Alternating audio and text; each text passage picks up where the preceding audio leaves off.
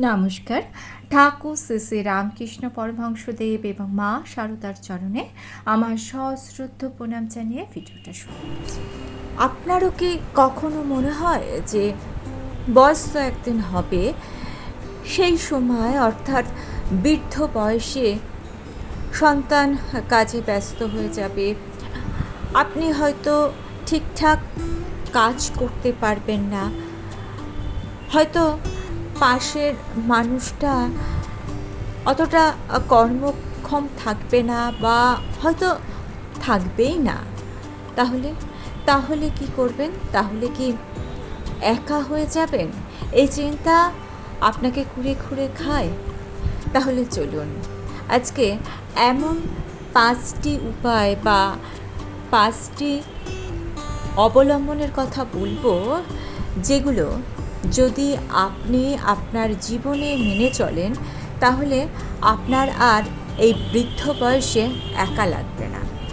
ঠাকুর ও মায়ের উপদেশ বা শিক্ষা এবং গীতার শাশ্বত জ্ঞান থেকে আমরা এই বিষয়ে আলোচনা, যেটা শুনলে আপনার একা থাকার বা একা হয়ে যাওয়ার যে ভয়, সেটাই চলে যাবে।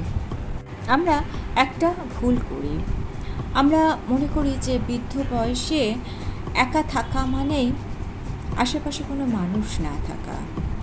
ঠাকুর বলছেন, মানুষের ওপর যদি ভরসা করো তাহলে দুঃখ পাবে, আর ঈশ্বরের ওপর যদি ভরসা করো তাহলে শান্তি পাবে। এর মানে কি জানেন? এর মানে হচ্ছে একা থাকা নয়, মনে মনে একা হয়ে যাওয়া। অনেক মানুষ অনেক ভিড়ের মধ্যে থেকেও একা হয়ে থাকেন, আবার অনেক মানুষ একা থেকেও কখনো একা অনুভব করে না। বাইরের মানুষদের অর্থাৎ আশেপাশের মানুষজনদের দেখেই মনে করে ফেলে যে সে সকলের সঙ্গে আছে, সে একা নয়। আবার কেউ এই বাইরের মানুষজনদের, আশেপাশের মানুষজনদের গুরুত্ব না দিয়ে নিজের অন্তর থেকে একটা শক্তি অনুভব করে, আর সেই অন্তরের শক্তি দ্বারাই সে কখনো একা হয় না। আর এই অন্তরের শক্তিকে যদি আপনি জাগিয়ে তুলতে পারেন, সেই জন্যই রয়েছে 5টি উপায়। এই 5টি উপায়ের মধ্যে 3 নম্বর যে উপায়টি, সেই উপায়টি অত্যন্ত গুরুত্বপূর্ণ, এবং সেই উপায়টিকে আপনি যদি আপনার মধ্যে জাগিয়ে তুলতে পারেন তাহলে বৃদ্ধ বয়সে আপনি কখনো একা হবেন না। তবে এই 5টি উপায় জানবার আগে আমরা জানব ভয় কোথা থেকে জন্মায়। ভয় আসে অতিরিক্ত নির্ভরতা থেকে। আমরা জানি ছেলে আছে সে দেখবে, মেয়ে আছে সে দেখবে, স্বামী বা স্ত্রী আছে সে আমাকে দেখবে। কিন্তু ঠাকুর বলছেন, মানুষের ওপর ভরসা করলে কষ্ট পেতে হয়, কিন্তু ঈশ্বরের ওপর ভরসা করলে মনে শান্তি আসে। কারণ মানুষ পরিবর্তনশীল। আজ সে সময় দিচ্ছে, কাল সে হয়তো আপনাকে সময় দিতে পারবে না। আজ আপনার কাছে আছে, কাল হয়তো সে নিজের কাজে অনেক দূরে চলে যাবে, কিংবা কাল হয়তো সে থাকবেই না। গীতাতেও শ্রীকৃষ্ণ বলেছেন, জগতে সবই অনিত্য, অর্থাৎ পরিবেশ বদলাবে, পরিস্থিতি বদলাবে, শরীর বদলাবে, মানুষ বদলাবে। এই সত্যটা যদি আপনি মেনে না নিতে পারেন তাহলে কিন্তু আপনি মনে দুঃখ অনুভব করবেন, আপনি শান্তি পাবেন। তাহলে আমরা কি কারুকে ভালোবাসবো না, সংসার করবো না? এই প্রশ্নের উত্তরও ঠাকুর ও মা খুব সুন্দরভাবে এবং সহজভাবে দিয়েছেন। আসুন সেই উত্তরটা জেনে নে। তবে তার আগে জানবো বৃদ্ধ বয়সে একাকিত্ব কেন আসে। অনেক সময় আমরা ভাবি যে পাশে মানুষ নেই, কিন্তু আসল সত্যটা অন্য। অনেক সময় ভরা বাড়িতে, অর্থাৎ মানুষজনের ভরা বাড়িতেও মানুষ একা অনুভব করে। কেন এমন হয় জানেন? আসলে বৃদ্ধ বয়সে মানুষের জীবনে কিছু পরিবর্তন আসে, যেমন পরিচয়ের পরিবর্তন, কাজের পরিবর্তন, মানুষের মনোযোগ কমে যাওয়া, নিজের নিয়ন্ত্রণ কমে যাওয়া, শরীরের দুর্বলতা। আর এই পরিবর্তনগুলি মানুষের মনে ধীরে ধীরে একটা শূন্যতা তৈরি করে। তাই ঠাকুর বলতেন, মানুষ পরিবর্তনশীল। আজ যা আছে কাল তা নাও থাকতে পারে। তাই মনকে এমন জায়গায় স্থির করতে হবে যেটার কোনো পরিবর্তন হয় না, আর সেই জায়গাটাই হচ্ছে ঈশ্বরের জায়গা। তবে এখানেও একটা প্রশ্ন লুকিয়ে আছে, ঈশ্বর যদি আমাদের সাথে সবসময়তেই থাকেন তাহলেও মানুষ একা অনুভব করে কেন? এই প্রশ্নের উত্তর লুকিয়ে আছে প্রথম শিক্ষার মধ্যে। চলুন প্রথম শিক্ষা জেনে নিই।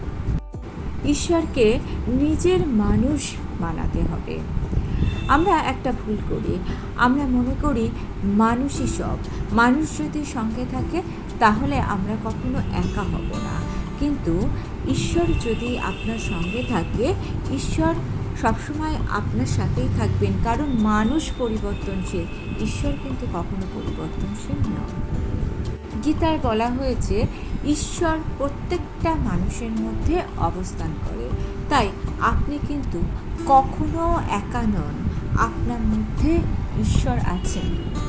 তাহলে বাস্তবে আমাদের এই উপদেশটা মানতে হলে যেটা করতে হবে সেটা হচ্ছে প্রতিদিন একটু করে জপ করুন, ঈশ্বরের সঙ্গে একটু সময় কাটান, ঈশ্বরকে আপনি আপনার নিজের মনের কথা বলুন। যেমন ধরুন আপনার মনটা হয়তো একদিন খুব খারাপ, তখন আশপাশে মানুষজনদের সেই কথা না বলে আপনি আপনার ঈশ্বরের সামনে বলুন যে ঠাকুর, জানো আজকে আমার মনটা ভীষণ খারাপ, তুমি আমার সাথে থেকো, তুমি আমার সাথে থাকলে আমি জানি আমার মন ধীরে ধীরে ভালো হয়ে যাবে। মা সারদা বলেছিলেন, তোমার আর কেউ থাকুক না থাকুক, জানবে একজন মা আছেন।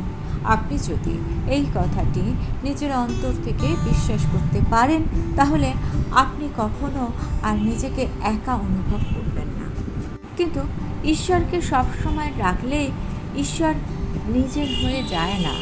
যদি আপনি দ্বিতীয় ভুলটা করেন, তাহলে আমরা এখন আলোচনা করব দ্বিতীয় শিক্ষাটা।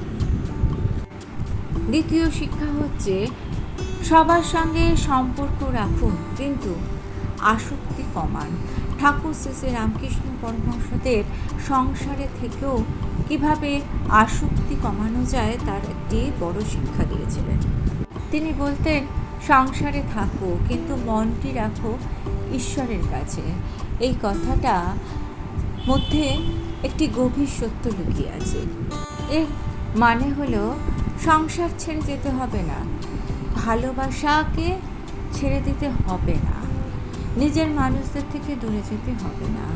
আপনি ভালোবাসবেন কিন্তু কারুকে আঁকড়ে ধরবেন না, কারণ ভালোবাসার সঙ্গে যখন আসক্তি যোগ হয় তখনই কিন্তু দুঃখ শুরু হয়।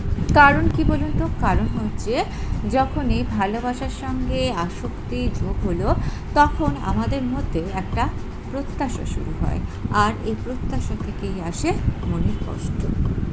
অর্থাৎ আপনি যখন আপনার কোনো ভালোবাসার মানুষ বা আপনার সন্তানকে আঁকড়ে ধরছেন তখন আপনার মধ্যে প্রত্যাশা তৈরি হচ্ছে যে সে আপনাকে দেখবে, সে যদি দূরেও থাকে তাহলে সে সবসময় আপনাকে ফোন করবে, আপনার খোঁজ নেবে। কিন্তু অবস্থার পরিবর্তন তো ঘটে, তারাও হয়তো নিজেদের কাজে ব্যস্ত হয়ে পড়ছে, সবসময় সময় দেওয়া তাদের পক্ষে সম্ভব হয় না, তাদের একটা নিজস্ব জীবন তৈরি হয়, তাদের একটা সংসার তৈরি হয়, যার ফলে তারা আপনার প্রত্যাশা পূর্ণ করতে পারে না। আর যখনই এই প্রত্যাশা পূর্ণ না হয় তখনই শুরু হয় একাকিত্ব।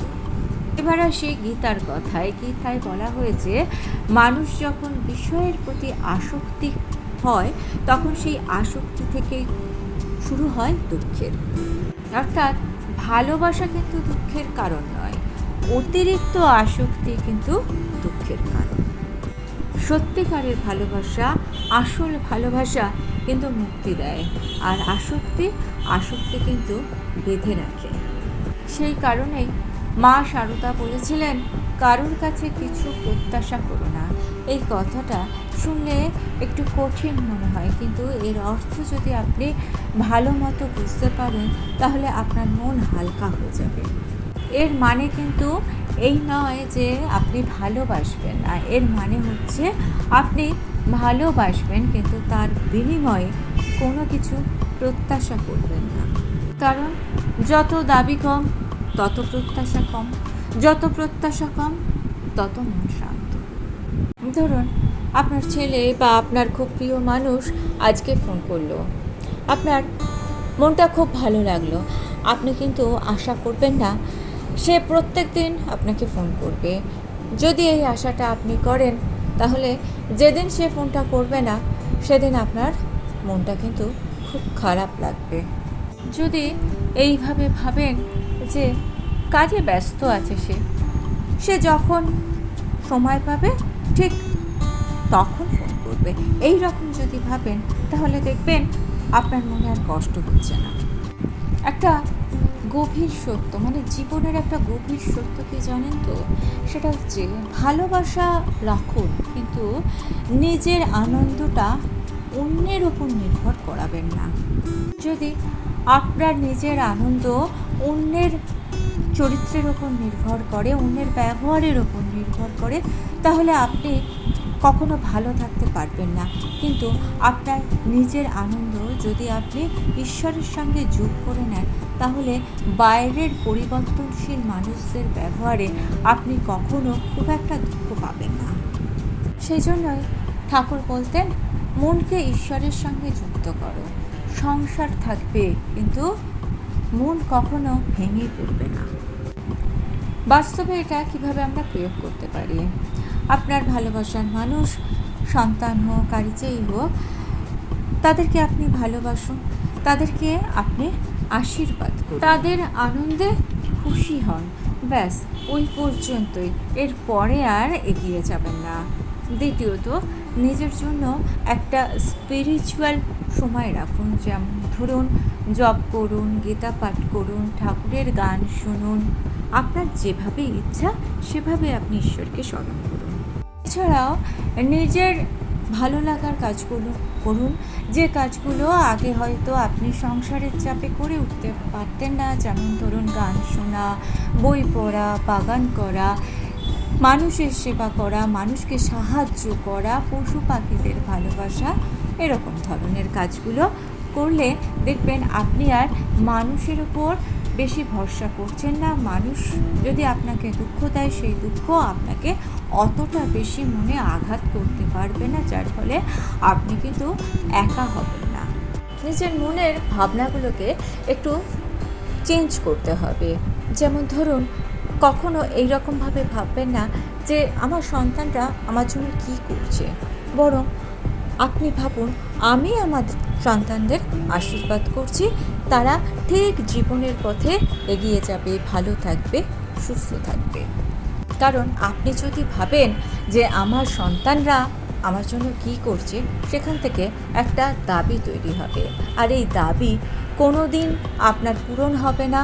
আর যখনই এই দাবি পূরণ হবে না তখনই কিন্তু আপনি একা অনুভব করবেন, আপনি অশান্তিতে থাকবেন। সুতরাং দাবিগুলো ত্যাগ করুন। এখানে আবার একটা গভীর প্রশ্ন আছে, যদি আমরা প্রত্যাশা কমিয়ে দিই বা দাবি কমিয়ে দিই তাহলে কি জীবন ফাঁকা হয়ে যাবে? একদমই নয়, কারণ দাবি চাপ সৃষ্টি করে আর আশীর্বাদ জীবনের শান্তি এনে দেয়। তবে এখানে একটা বড় প্রশ্ন আসে, প্রত্যাশা কমিয়ে দিলে কি জীবন ফাঁকা হয়ে যায়? না, প্রত্যাশা কমিয়ে দিলে জীবন ফাঁকা হয়ে যায় না, কারণ প্রত্যাশা কমিয়ে দিলে জীবনে একটা উদ্দেশ্য তৈরি হয়, আর জীবনে যখন কোনো উদ্দেশ্য থাকে তখন কিন্তু জীবন আর একা হয়ে যায় না। সেই সময় জীবনে একাকিত্ব আর আপনাকে গ্রাস করতে পারবে না। জীবনে যখনই কোনো উদ্দেশ্য থাকবে তখনই সেই উদ্দেশ্যকে পূরণ করার জন্য আপনি নানান রকম কাজে ব্যস্ত হয়ে যাবেন। গীতাতেও শ্রীকৃষ্ণ বলছেন মানুষের কর্তব্য হচ্ছে কর্ম করা, অর্থাৎ বয়স বাড়লেও কাজ বন্ধ করা কখনোই উচিত নয়। কাজ মানে শুধু চাকরি নয়, কাজ মানে জপ, ধ্যান, পুজো, সংসারের কাজ, ঘরের কাজ, যা আপনার ভালো লাগে, আপনার শখের কাজ, সেগুলো কিন্তু কাজের মধ্যে থাকা। শ্রী মা সারদা দেবী যখন অনেক বৃদ্ধ হয়ে গিয়েছিলেন তখনও কিন্তু তিনি কাজ ছাড়েননি। তার অনেক সহযোগী থাকলেও তিনি নিজের কাজ নিজেই করতেন, কারণ তিনি সবসময় বলতেন কাজ করলে মন ভালো থাকে। এখানেও আবার একটা প্রশ্ন আসে, মনের মধ্যে যদি বিষ থাকে তাহলে কিন্তু আপনার উদ্দেশ্য জীবনে যাই থাকুক না কেন আপনি একা হয়ে যাবেন। আর এটাই হচ্ছে চতুর্থ শিক্ষা, মনকে পরিষ্কার রাখুন। তাই তো মা সারদা দেবী বলছেন, যদি শান্তি চাও কারোর দোষ দেখো না। এ কথাটা কিন্তু অনেক গভীর। যখন আমরা অন্যের দোষ দেখি তখন আমাদের নিজের মনে সবার আগে ভারী হয়ে যায় অভিযোগ, অভিমান, তুলনা। এগুলো কিন্তু মানুষের মনকে ভারী করে তোলে। শুধু ভারী নয়, মনকে অশান্ত করে তোলে। আর যার মন অশান্ত তার জীবনে কোনোদিন শান্তি থাকতে পারে না। যার মন সহজ সরল সে কিন্তু জীবনে শান্তিতে থাকে। এবার আসছি পঞ্চম শিক্ষায়। এই শিক্ষায় যদি আপনি নিজেকে শিক্ষিত করতে পারেন তাহলে কিন্তু জীবনে কখনো আপনি একা হবেন না। আর এই পঞ্চম শিক্ষা হচ্ছে নিজেকে নিজের বন্ধু করে নেওয়া। কথাটা একটু গভীরভাবে বোঝার চেষ্টা করুন। যে মানুষ একটুখানি একা থাকলেই অস্থির হয়ে পড়ে, তার মানে সে নিজের মন থেকে নিজেকে সরিয়ে নিচ্ছে। এই কারণেই গীতায় শ্রীকৃষ্ণ বলছেন, মানুষ নিজেই নিজের বন্ধু, আবার নিজেই নিজের শত্রু। অর্থাৎ আপনার মনকে আপনি নিয়ন্ত্রণে রাখুন। মন যদি আপনাকে নিয়ন্ত্রণ করে সেক্ষেত্রে সেটাই কিন্তু হবে আপনার কষ্টের কারণ। আমরা সবাই একটা ভুল করি, আমরা সবার সঙ্গে একসঙ্গে থাকি, আমরা মোবাইলের সঙ্গে থাকি, আমরা নানান রকম সামাজিক কাজকর্মের মধ্যে থাকি। তাই যখন হঠাৎ করে নীরব হয়ে যায়, চারপাশটা শান্ত হয়ে যায়, তখন আমরা মনে করি আমরা একা হয়ে গেছি। কিন্তু আধ্যাত্মিকভাবে বলা হয় যে নীরবতা কিন্তু কোনো শাস্তি নয়। নীরবতা মানে একাকিত্ব নয়, নীরবতা মানে নিজেকে চেনা। একটা কথা মনে রাখবেন, একাকিত্ব আর একা থাকা দুটো কিন্তু এক নয়। একাকিত্ব যদি আপনি অনুভব করেন সেক্ষেত্রে সেটা আপনার কষ্টের কারণ হতে পারে, কিন্তু যদি আপনি একা থাকা অভ্যাস করে নেন তাহলে কিন্তু সেটা আপনি আপনার নিজের সঙ্গে বন্ধুত্ব করে নিয়েছেন। তাই আপনি একা থাকাকে আর কোনো অভিশাপ মনে করছেন না। একা থাকা যদি আপনি অভ্যাস করে ফেলেন সেটাই হবে আপনার ভেতরের শক্তি। আর এই ভেতরের শক্তি যদি আপনার স্ট্রং হয় সেক্ষেত্রে কোনো কিছুই আপনাকে আর ভেঙে ফেলতে পারবে না। একা থাকার জন্য আপনি আর ভয় পাবেন না, নিজেকে কখনো আপনার একা মনেই হবে না। ঠাকুর রামকৃষ্ণদেব অনেকটা সময় কিন্তু একা কাটাতেন, কিন্তু তিনি কখনো একা হয়ে যাননি, কারণ তিনি তার জপ, ধ্যান, ভক্তি এগুলোর সঙ্গে বন্ধুত্ব করে ফেলেছিলেন। প্রতিদিন একটা অভ্যাস করুন, ঘুমোতে যাওয়ার আগে ঈশ্বরকে বলুন, ঈশ্বর তোমাকে অনেক ধন্যবাদ, তুমি সারাটা দিন আমাকে ভালো রেখেছো। আপনি কিছুটা সময় মনে করুন যে সারাটা দিন আপনি ভালো ভালো কী কাজগুলো করেছেন, যে কাজগুলো আপনি করতে পারেননি, যেগুলো আপনার ব্যর্থতা, সেগুলোকে ছেড়ে দিন।